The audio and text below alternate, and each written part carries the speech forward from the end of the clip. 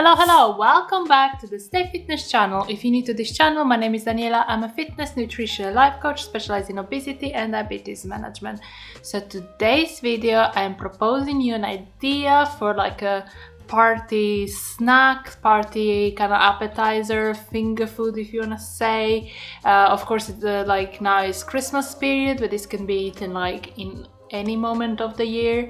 Of course, Christmas coming up, we're all low carb people trying to like to find things that we can like eat ourselves, but also our family, so they don't say, oh, this doesn't like the full carb version would be nicer and stuff like that. So I've been really like looking for recipes that are like relatively easy, relatively carnivore, as close as possible to carnivores, animal based. So you as well can prepare something that your family is going to enjoy and is going to allow you to stay on track even during the holidays. So today I'm proposing you some Spanish croquettes, which are an amazing food. I'm sure you had once in your life like proper croquettes, which in Spanish are called croquetas, which are usually with cheese like manchego and serrano ham, which is what I'm using today.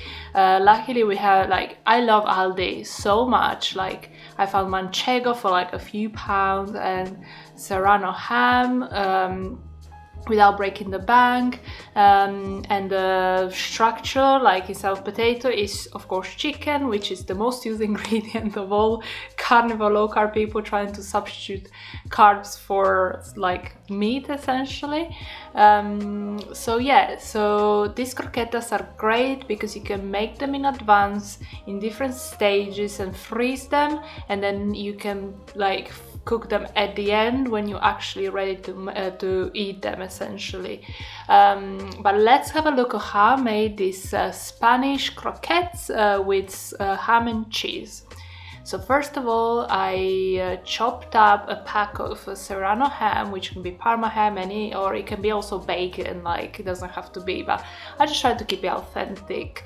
So it's 100 grams, which I chopped as little as possible and put in a bowl.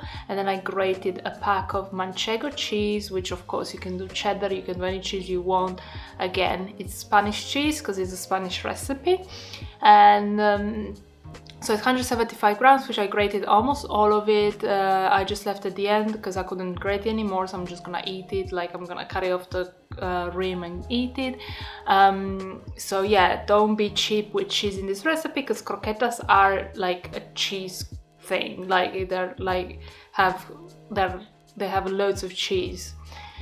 And then I used 500 grams of chicken mince. It can be turkey, I'm sure turkey wouldn't change much. I then put an egg as well, and I kind of like mix everything in. Here a pro tip would be to use room temperature meat, because I used cold meat and it made the cheese like it was like bits of cheese that like were getting cold and stuck together. So room temperature meat would of course help with like spreading the cheese around really well and really easily. So I worked the meat a little bit to develop the protein, which you can see it goes from like really liquidy to kind of like a dough really fast, like a few minutes.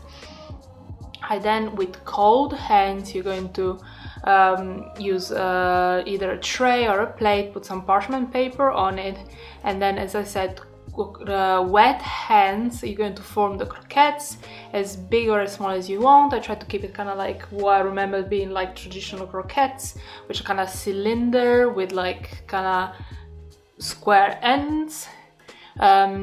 So you make them with like as big or as small as you want, as long as you then put them in the freezer. And then here is like stage one. You can choose them to freeze them until you need them. Then once they're frozen, we're going to bread them. So breading them with beaten egg, and my breading is a mixture of all different kinds of low carb carnivore bread that I made, from like protein sparing, the one that I made recently, what was it, the one with coconut flour, there was one with like the Keto Connect one, and there was like with cheese, like all the bits that had laying around the fridge, I would like bake it in the oven until dry, and then like powder it up with a food processor. Of course, you can do a mixture of those kind of breadcrumbs with a mixture of pork rinds, or yeah, just any low carb coating like breading that you want essentially. So then what you're going to do is dip the croquettes in the egg, into the breadcrumbs, back in the egg, and back into the breadcrumbs. And here you really need to use your hands to press in that breading, make sure it's all nice coated, there are no any wet bits. And then you're going to pop it back into the freezer until you're ready to deep fry them. So this is like stage 2 again. They can stay in the freezer as they are for a few weeks, no need to worry about them. Like, you can fry them when you're ready. And then when you're ready, you fry them straight from frozen. I used to fry them in lard. I have one of these thermometers which have 2 probes, which is a lifesaver. I really recommend it. I got it from Amazon for like not much at all. So I keep one probe into the oil, making sure it's at the right temperature, which is 170 degrees Celsius. Alexa, how much is 170 degrees Celsius in Fahrenheit? 170 degrees Celsius is 338 degrees Fahrenheit. So about 338 degrees Fahrenheit. So I try to keep it at that temperature, so because the croquettes will take a little bit to cook, like about 9 minutes, at least mine one. But to ensure they're cooked, I probe one with my thermometer, and then I fried it, and then I calculated, I saw how much one took, and then I knew how much all of them they're gonna take. So yeah, I fried them in lard until the inner temperature was about 75 degrees Celsius. Alexa, how much is 75 degrees Celsius in Fahrenheit?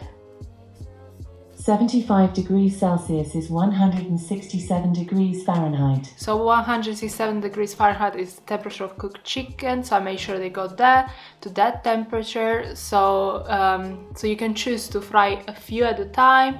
You can choose to bake them in the oven at like, let's say 350, no, maybe a bit more, like 380 until they're golden brown and cooked inside. Or I would recommend, but usually when you bake this thing in the oven, they get all dry and like not nice, is it? So I would recommend to put them in the air fryer if you're not going to deep fry them. So again, in the air fryer, put some coconut oil, some avocado oil or lard or anything, like spray them with something, and then until they're gonna get golden brown quite quickly. It's just a matter of cooking it inside, so you just need to be careful not to burn them inside, and then you still have a raw middle. So yeah, I love deep frying, so I gladly deep fried mine. And as I say, you can deep fry just a few when you want them, or you can do the whole batch and then keep them aside, and then when you're ready to serve them, maybe give them blitz in the air fryer, in the oven, just to heat them up. But yeah, they're like, as you can see, they look really yummy. Everyone's gonna go for it. No one's gonna think they're like a low carb substitution. So I'm gonna go grab one so I can taste it.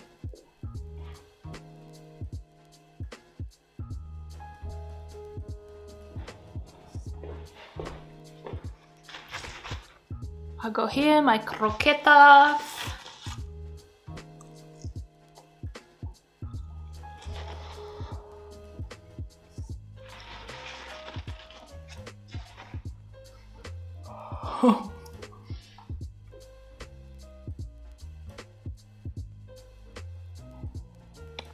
They're so pretty inside. You can see the ham and the cheese.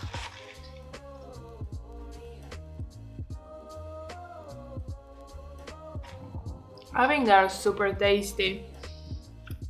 Oh yeah, I didn't any salt, any other seasoning. I don't think it needs it with this amount of cheese. And then if you maybe have pork rinds that are slightly seasoned, and the ham, once it cooks, the ham releases so much salt. I don't think you need any extra salt. And if you taste one and you see that it's like a little bit under salty, you can sprinkle a little bit of salt on top, and that will solve the problem. But you can't remove salt, so if you make them overly salty, you're not gonna want to eat them. They're gonna be just a bit sickly. So I think this is a winner for any party, or it doesn't even have to be a party. It can be just like you want to have a cute little aperitif at home. You make some of these, you make some other like bits, like you make some charcuterie, some sparkling water. If you drink wine, it'll be great. So yeah, I really hope you guys give it a go to these ones. They're so delicious. But yeah, let me know in the comments below what are your plans for food for this Christmas or any other like party or anything like that. What's your favorite party food? If you want to stay animal based, of course. These are 100% carnivore, by the way, because we didn't use anything that wasn't carnivore. Apart from, okay, maybe the breading, some of it might have had like 1% coconut flour. But yeah, it's carnivore. Consider subscribing. There's so much more coming your way. I also have lots of educational stuff like metabolic health and all that.